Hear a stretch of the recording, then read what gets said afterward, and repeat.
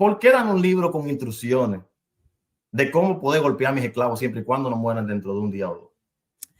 Ok, vamos aquí porque es como te digo, esto no es un debate de la existencia de Dios. Esto es un debate de la teología de Fuentes y la teología cristiana. Las ideas de Fuentes y lo que dice el texto bíblico. Fíjense lo que él dice. Que si Dios existe, ¿por qué darle un libro que apoye la esclavitud? ¿Por qué darnos un libro que dé instrucciones de cómo golpear a mi esclavo? O sea, yo tengo que reírme a carcajada, lamentablemente, porque en la Biblia, primero, no apoya la esclavitud. Segundo, no hay ninguna instrucción que diga cómo tú debes golpear a un esclavo. Vamos a ver esto, vamos a quitar esta pantalla y vamos a ver el texto bíblico, a ver de dónde Fuente sacó esto, porque de la Biblia no fue. Entonces, es un poco gracioso que alguien que esté hablando de la Biblia, de cosas que no dice la Biblia. O sea, yo no entiendo sinceramente cómo es que van a un debate o sea, van a debatir algo de la Biblia con un teólogo cristiano. Primero, no tiene que ver con el tema, pero van a debatir de la Biblia con un teólogo cristiano que en 15 años ha leído la Biblia más que ellos 20 veces. Y no solamente eso, en 15 años la ha estudiado más allá de la lectura simple. Entonces, vamos a ver dónde dice la Biblia que hay instrucciones para apoyar, para golpear a un esclavo. Él nunca dijo dónde. Déjenme cambiar la pantalla y ponerla así. Él nunca dijo dónde y lo va a decir porque no está. Entonces, él lo que quiso decir es esto. Éxodo 21, creo que es Éxodo 21. Éxodo 21, creo que es 21:20.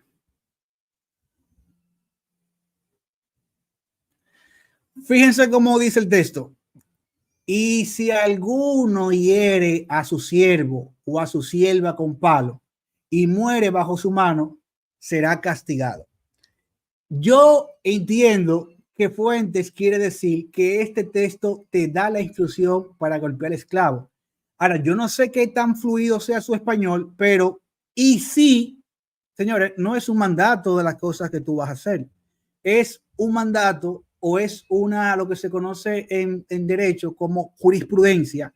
Es una acción que se va a tomar si alguien hace eso. O sea, en el caso hipotético de que alguien hiera a su siervo o su sierva con palo y este muere, ese será castigado.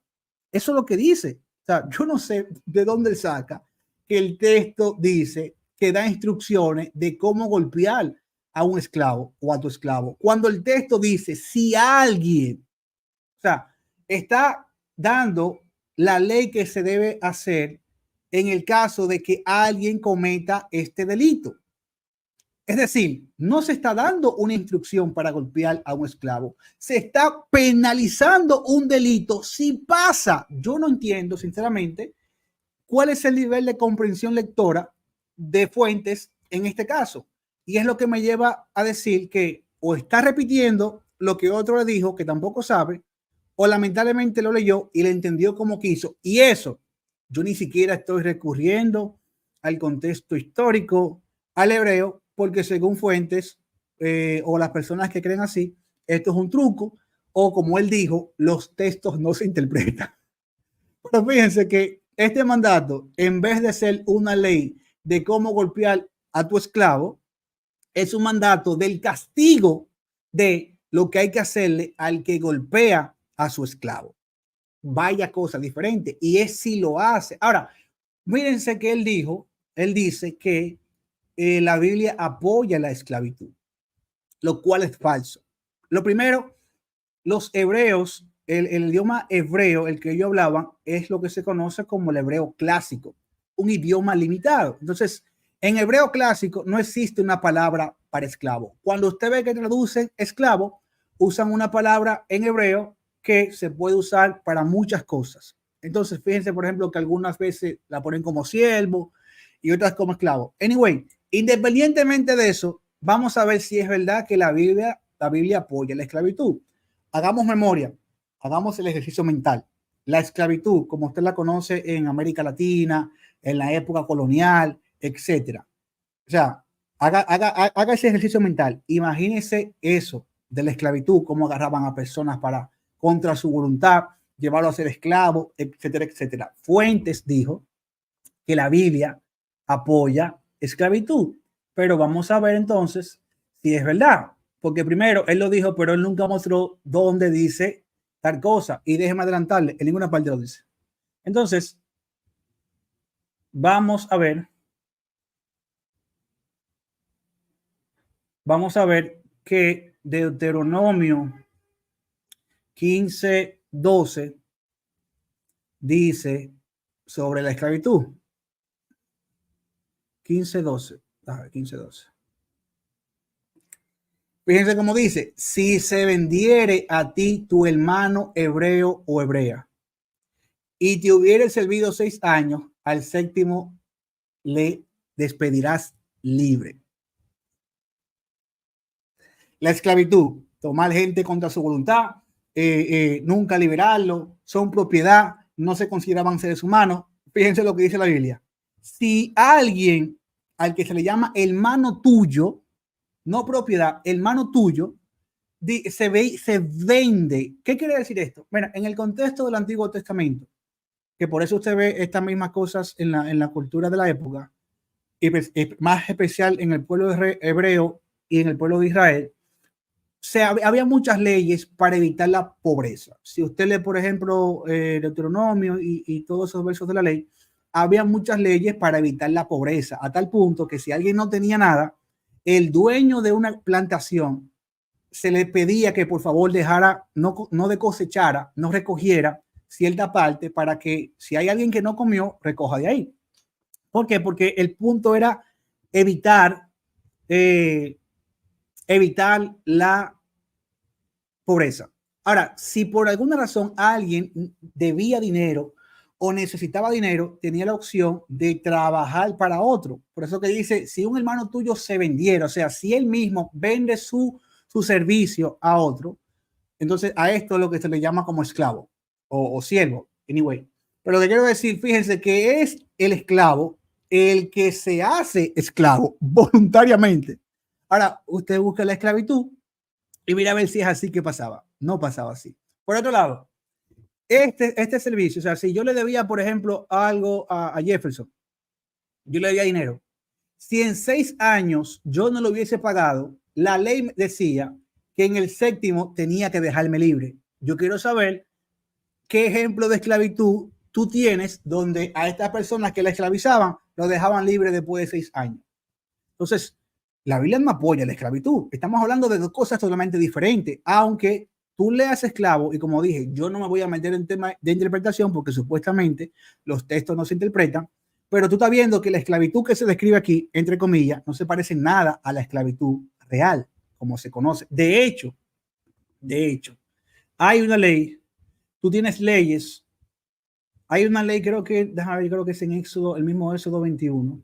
Éxodo 21. Yo creo que es Éxodo 21, que prohíbe, o sea, la misma ley que supuestamente dice cómo golpear a un esclavo, prohíbe esto.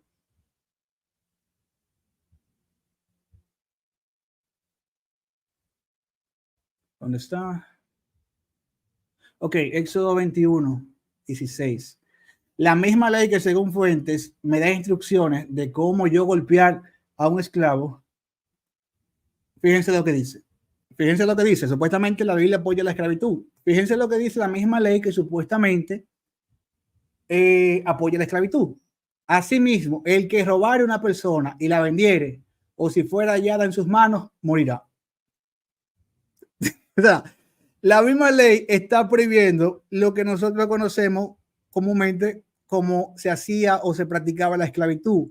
Capturaban a personas y la vendían a otros. La misma ley está prohibiendo eso. La misma ley que Fuentes dice que me enseña cómo golpear a un esclavo en el mismo libro que supuestamente apoya la esclavitud. O sea, esto es increíble. ¿Por qué?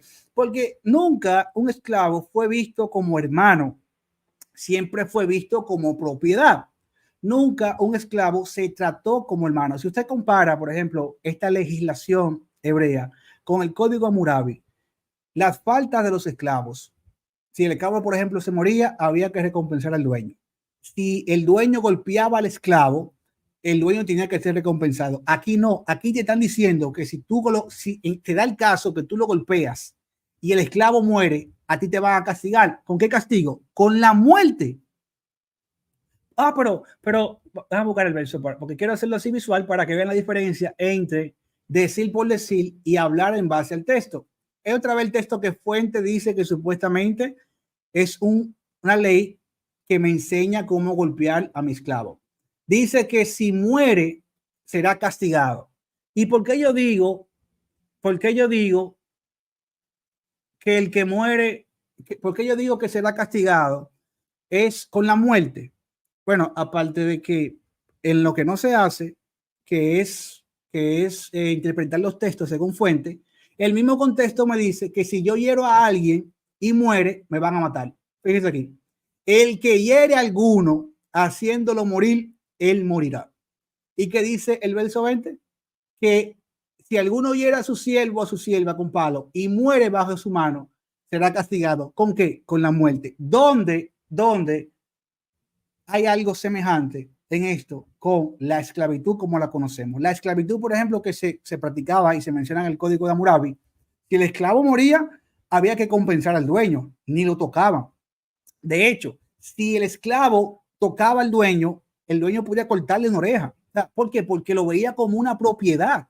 Entonces, aún se está usando la palabra esclavo, porque yo dije que para responderle a Fuentes en sus propios términos, yo no iba a recurrir a lo obvio. Yo no iba a recurrir al texto hebreo ni nada de eso.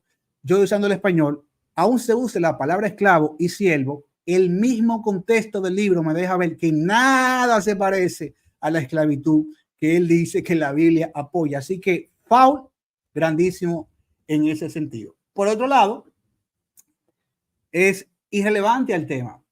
¿Por qué es irrelevante al tema? Porque ¿qué tiene que ver un texto que apoye la esclavitud con la existencia de Dios? Señor, aquí no estamos hablando de un texto si apoya o no la esclavitud. Aquí estamos hablando si Dios existe o no. Así que esto es otro non sequitur, y lo que él está diciendo no prueba absolutamente nada.